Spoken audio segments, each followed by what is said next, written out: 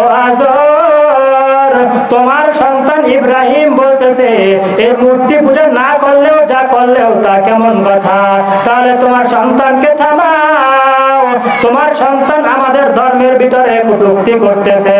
ইব্রাহিম আলাইহিস সালাতু ওয়াস সালাম ডাক দিয়ে বলে, না না, আমি কটূক্তি করি নাই, যেটা সত্য কথা আমি সেই সত্য কথা মানুষের সামনে বলে দিয়েছি। এবার বাবা ইব্রাহিম আলাইহিস সালাম তাকে নিয়ে চলে যায় কারুনের দরবারে গিয়ে বলতেছেন আমার সন্তান এই কথা বলে। তখন কারুন বলে, সন্তান তুমি আমাকে সিজদা দাও। জোরে বলেন নাউজুবিল্লাহ। কি বলে? কারুন বলে আমাকে সিজদা দাও।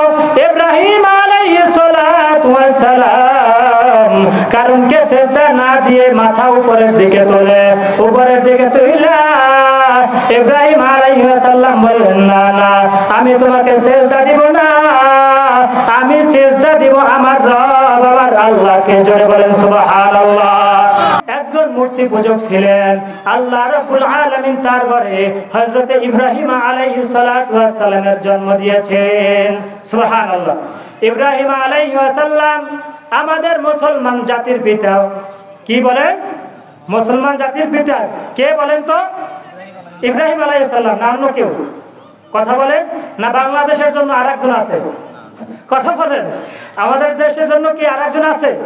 না, সমস্ত মুসলমান জাতির জন্য জাতির পিতা, মুসলমান জাতির পিতা হলো ইব্রাহিম আলাইহিস সালাতু ওয়াস সালাম। তিনি হলো মুসলমান জাতির পিতা।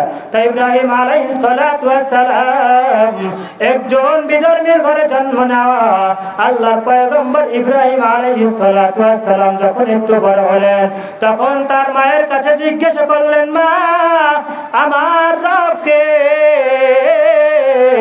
মা ডাক দিয়া বলেন, তোমার রব হলো তোমার বাবা। বলেন নাউজুবিল্লাহ। কি বলে? তোমার রব তোমার বাবা। বলে আচ্ছা ঠিক আছে, বুঝলাম। আমার রব যদি আমার বাবা হয়ে থাকে তাহলে আমার বাবার রব কে? বলে তোমার বাবার রব হলো নমরুদ। জোরে বলেন নাউজুবিল্লাহ। বলে তাহলে আমার বাবার রব যদি নমরুদ হয় তাহলে নমরুদের রব কে? এখন তো আর কিছু বলতে পারে না, গিয়ে স্বামীকে বলতেছে, স্বামী আমার, আপনার সন্তান বলতেছে আমার রবকে, আমার বাবার রবকে। আমি উত্তর দিয়ে নমরুদের রবকে আমার সন্তান জিজ্ঞাসা করে কি বলবো? তখন বাবা বুঝতে পারলেন যে এই সন্তান দুনিয়ার কোন স্বাভাবিক সন্তান নয়, এই সন্তান একজন ভালো সন্তান। তিনি ডাক দিয়ে বলেন, এই সন্তানকে এখন থেকে কঠোর করতে হবে, সন্তানকে এখন থেকে মূর্তি পূজা শিখাইতে হবে। বলেন নাউজুবিল্লাহ। কি শিখাবে? মূর্তি পূজা শিখাবে। সন্তান যখন বড় হয়, ইব্রাহিম আলাইহিস সালাতু ওয়াস সালাম বড় হলেন।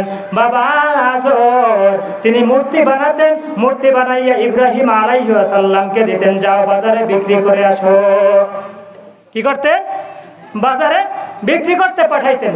ইব্রাহিম আলাইহিস সালাতু ওয়াস সালাম ছোট মানুষ, বাজারে গিয়ে ডাক দিয়ে বলে, হে আমার ভাইরা, যারা মূর্তি পূজা করো শুনে না, তোমরা মূর্তি কিনো, আমার কোনো সমস্যা নাই, আমি আসছি মূর্তি বিক্রি করার জন্য। তবে এই মূর্তি কারো উপকার করতে পারে না, এই মূর্তি কারো ক্ষতিও করতে পারে না। এই মূর্তিকে সেজদা দিলেও যা, সেজদা না দিলেও তা। অর্থাৎ তোমরা মূর্তি কিনলেও যা, না কিনলেও একই অবস্থা। হয়তোবা তোমরা অনেকে মূর্তি কিনো, মূর্তি কিনলেও যা, না কিনলেও কি তা। এখন এই কথা হযরত ইব্রাহিম আলাইহিস সালামের বাবার কাছে নালিশ দিলেন জনগণ।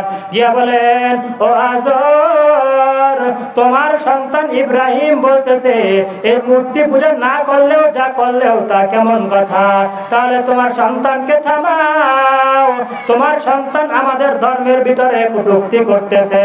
ইব্রাহিম আলাইহিস সালাতু ওয়াস সালাম ডাক দিয়ে বলে, না না, আমি কটূক্তি করি নাই, যেটা সত্য কথা আমি সেই সত্য কথা মানুষের সামনে বলে দিয়েছি।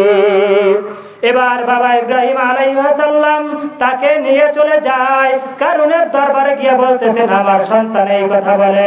তখন কারুন বলে, সন্তান তুমি আমাকে সিজদা দাও। জোরে বলেন নাউজুবিল্লাহ। কি বলে? কারণ বলে আমাকে সেজদা দাও।